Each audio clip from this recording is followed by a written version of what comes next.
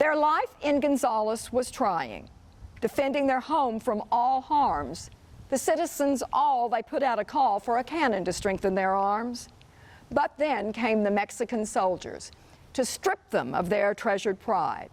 That old 18 stood for the good, and come and take it, they cried. Some of the 18 went down to the river, and they were watching. They were hiding behind the trees and the shrubs and everything, watching to be sure that none of the Mexican troops sneaked across and could do anything. And eventually the Mexicans decided, hey, we can't cross here. There's no way we can cross here. There was about 180 men that had come in here to help out. So the Mexican troops started upriver. We don't know whether they were looking for another crossing or whether they were on their way back to San Antonio, because Lieutenant Castañeda, in charge of the Mexican troops, had been told before he left San Antonio, don't start anything you can't finish. And he was outnumbered. There was about 100 Mexican troops and probably 180 settlers. The soldiers were going, as I said earlier, upriver, and they finally spent the night next to Ezekiel Williams' watermelon patch, which sounds like a good deal to me. But anyway, during that time, the settlers dug up the cannon. They took the flag that had been made for them, the white background with the cannon and the words, "Come and take it," and sneaked across the river and went looking for somebody to shoot at because they were mad, okay? And the next morning, about daylight, they found the Mexican troops, and John Moore, in charge of the settlers, Castañeda, in charge of the Mexican soldiers, met to have a meeting there. And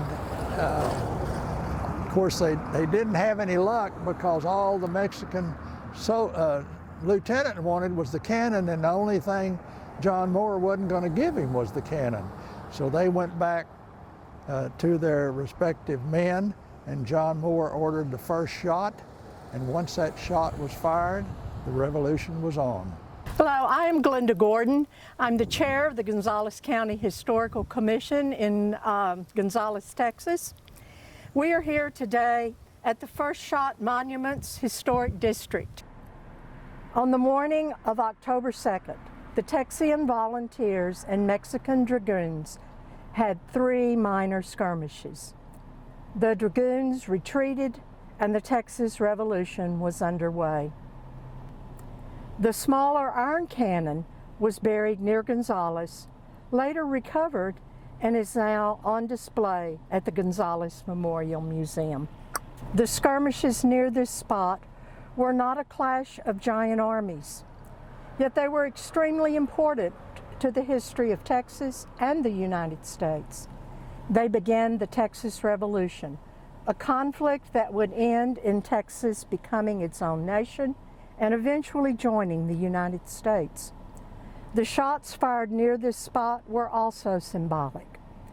The failure of the Mexican army to come and take it gave Texas hope that they could defeat a major army in battle.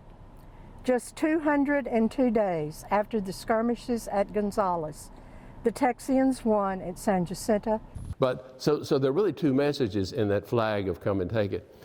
And one is, you want our cannon / your cannon, you're going to have to come and take it. But the other message that I like even more is, you want our Texas freedom? What? You want part of me?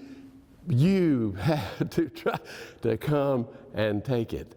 And so somehow, and we look at the "Come and take it" flag, and we say, oh yeah, sure, the cannon, yeah. No, bigger issue, freedom, Texas freedom. But it was that attitude of, we're going to hang on to our freedom. And it's that attitude that when Colonel Travis, with the Alamo under siege in early 1836, Colonel Travis sent out a letter specifically. He sent out several letters, but one was specifically addressed to the citizens of Gonzales and said, I need help. And 32 of us left and went to the Alamo to join 9 of us who were already there from the Siege of Bear. So there are 41 of us from Green DeWitt's colony who fought and died in the Alamo.